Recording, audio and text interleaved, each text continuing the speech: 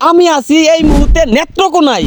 এটা হলো বাংলাদেশের বিখ্যাত বালিশ মিষ্টি। এটা হচ্ছে 10,000 টাকার মিষ্টি।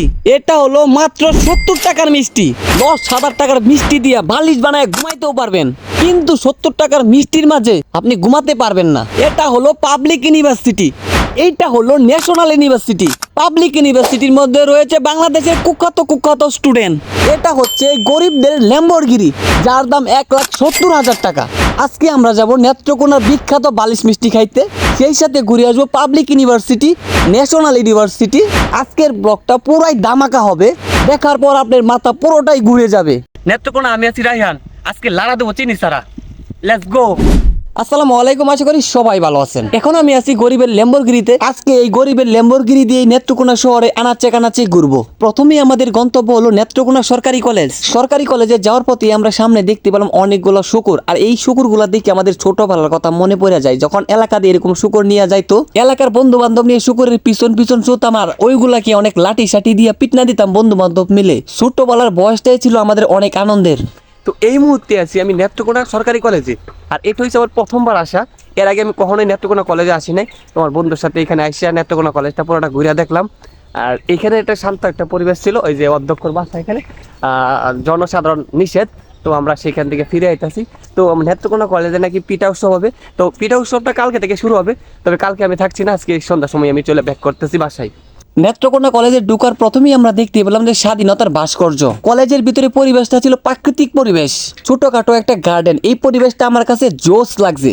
নেত্রকোনা ময়মনসিংহ বিভাগের মধ্যবর্তী প্রশাসনিক অঞ্চল। নেত্রকোনা সরকারি কলেজ 1949 সালে নির্মাণ করা হয়। কলেজের চারপাশে উঁচু উঁচু বিল্ডিং, মাঝখান দিয়ে একটা সরু রাস্তা, আর পরিবেশটা আমার কাছে অনেক ভালো লাগছে। আর এখান থেকে এখন আমাদের বিদায় নিতে হবে। এখন আমরা যাব নেত্রকোনা পাবলিক ইউনিভার্সিটিতে। এই মুহূর্তে আমি আছি চেরি বাজার। চেরি ফল হচ্ছে বাংলাদেশের সবচেয়ে বিখ্যাত একটা ফল, আর এই ফলের নামে এই মোড়ের নামকরণ হয়েছে। আর এইখান থেকে আমরা যাব শেখ হাসিনা বিশ্ববিদ্যালয়ে। চলে আসলাম নেত্রকোনা বিশ্ববিদ্যালয়ে। এখানে আসার পর দেখি মানুষ কক্সবাজারের মতো ছাতা টানায় বসে রয়েছে। প্রায় 10 মিনিট ধরে হাঁটতাছি, তারপরে কোনো কুল কিনারা পাইতাছি না। মনে হইতেছে এটা হচ্ছে একটা মরুভূমি।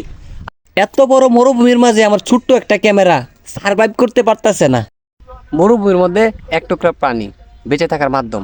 আর এই মরুভূমির মাঝে একটা হচ্ছে চায়ের দোকান, আর এটার থেকে আমরা এখন চা নাস্তা করে নেব। অনেকক্ষণ হাঁটছি, প্রায় 15 মিনিট সময় লাগছে এখানে আস্তে আস্তে আমরা ওই মাথা থেকে এই মাথা পর্যন্ত আসার জন্য। এটার পিছনে আরো আছে? হ্যাঁ, এটার পিছে আরো আছে। হ্যাঁ, অর্ধেক আইছি, তাহলে আরো হাঁটতে হইব।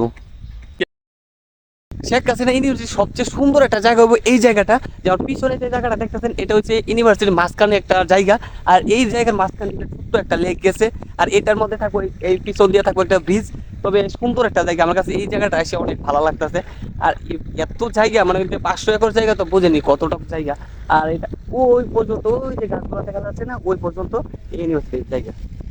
2017 সালে 30শে জানুয়ারি এই বিশ্ববিদ্যালয় স্থাপনের নীতি পাশ হয়। প্রথমে এই বিশ্ববিদ্যালয় বিজ্ঞান ও প্রযুক্তি বিশ্ববিদ্যালয় হওয়ার কথা থাকলেও পরবর্তীতে সাধারণ পাবলিক বিশ্ববিদ্যালয় হওয়ার ঘোষণা পায়। 5 আগস্টের পর শেখ হাসিনা বিশ্ববিদ্যালয়ের নাম পরিবর্তন করে রাখা হয় নেত্রকোনা বিশ্ববিদ্যালয়।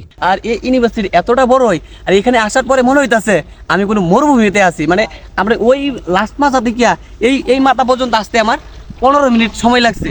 আর 15 মিনিট সময় পরে আমি বলতেছিলাম যে এখানে মনে শেষ, কিন্তু না, তাদের জায়গা আরো ওই অনেকটা দূরে। অনুযায়ী আমি হাঁটতে যাই, তারপরে আমার মনে করো যে আরো 10 মিনিট হাঁটতে দিব। 500 একর জায়গার উপরে এই বিশ্ববিদ্যালয়টা নির্মাণ করা হইতাছে।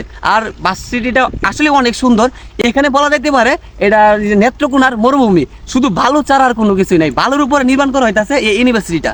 একটা ছোট্ট বাচ্চারে বলছিলাম যে আমরা দুইজনের একটা ছবি তুলে দেওয়ার জন্য, তারপর বাকিটা ইতিহাস। তো এই ব্যাপারটা আমার কাছে সবচেয়ে বেশি ভালো লাগছে। তো এখানে সময় আমাদের শেষ, এখন আমরা চলে যাব নেত্রকোনার বালিশ মিষ্টি খাওয়ার জন্য। তো লেটস গো। ফাইনালি চলে আসলাম নেত্রকোনার গয়নাতের বিখ্যাত বালিশ মিষ্টি খাইতে। আর একটা মজার কাহিনী হলো, আমার ফোনে 32% চার্জ, আর পকেট হয়েছে 220 টাকা। আর এইটা নিয়ে ময়মনসিংহ থেকে নেত্রকোনা গেছি শুধু বালিশ মিষ্টি খাওয়ার জন্য। কত গ্রাম হইব এই যে মাঝখানেটা? পিস হিসাব। টমটম মিষ্টি, গোল্লা মিষ্টি, পোড়াবাড়ি মিষ্টি, আর ওই পাশে আছে বালিশ মিষ্টি। আজকে আমরা বেশ কয়েক রকমের মিষ্টি খাবো। এটা হচ্ছে সরমলাই। এটার খাবারটা দেখি মনে হচ্ছে অনেক টেস্ট হবে, তাই জন্য খাওয়ার জন্য আগে থেকে জিভটা রুট করে দিতেছে। তো এই সরমলাই মিষ্টিটা আমার কাছে জোস লাগছে। ময়মনসিংহ থেকে নেত্রকোনা এসে শুধু বালিশ মিষ্টি খাওয়ার জন্য। জানা যায় আজ থেকে প্রায় 110 বছর আগে নেত্রকোনা জেলা শহরে বারহাট্টা রোডে গয়নাথ নামে এক ব্যক্তির নাম অনুসারে এই মিষ্টির নাম রাখা হয় গয়নাথের মিষ্টি। আবার কেউ বলে থাকে চমচম মিষ্টি। বর্তমানে এই মিষ্টির নাম হচ্ছে বালিশ মিষ্টি নামে বাংলাদেশে বিখ্যাত। এই মিষ্টির অন্য সব মিষ্টির থেকে স্বাদ আলাদা। এক একটা মিষ্টি 1 কেজি থেকে শুরু করে 10 কেজি পর্যন্ত হয়ে থাকে।